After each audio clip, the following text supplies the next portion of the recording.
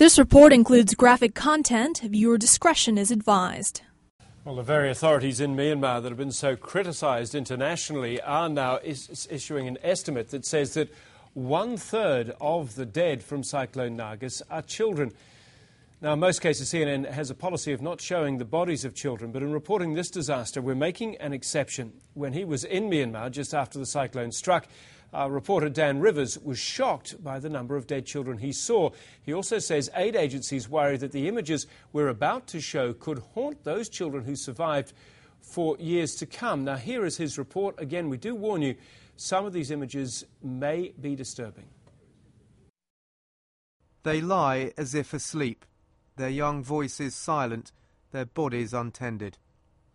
Children by the thousands have perished in Cyclone Nargis's indiscriminate fury. Many of those who survived probably can't understand why there's no clean water, no food, why their parents aren't alive. A generation blighted by tragedy. The aid agency Save the Children estimates up to 40% of the dead and missing are children. And UNICEF says disease could take even more. Children are going to be more at risk of malnutrition, diarrhea, dengue fever, malaria and other diseases than will adults. Some aid agencies, including World Vision, are setting up special child-friendly spaces where they can help children cope physically and mentally. This girl says simply thank you to the donors, but she says they need more help.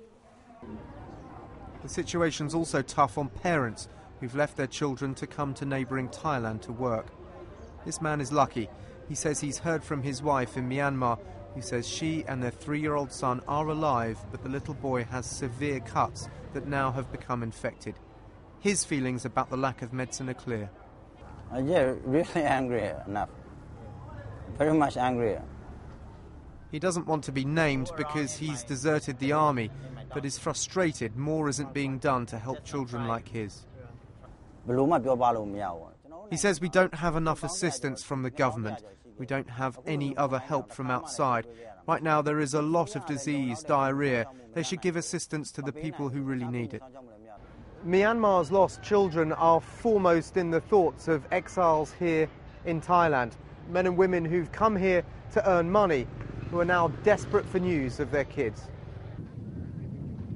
And after the immediate emergency, it may be months or years before the surviving children are back to any semblance of normality. What has happened in them, that's going to leave a scar in their life.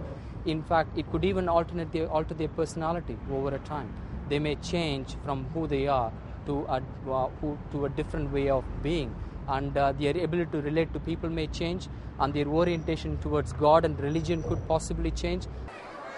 The children of Cyclone Nargis, their eyes have seen death in all its terrible hues.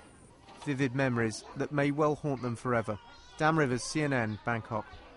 Well, if you'd like to help victims either in Myanmar or those affected by this earthquake in China, you can go to our website. CNN's Impact Your World site has direct links to major charities involved in helping victims of both disasters and other events around the world. You can go to CNN.com, go to the homepage, click on the Impact link, or you can go to it directly with the address cnn.com/impact.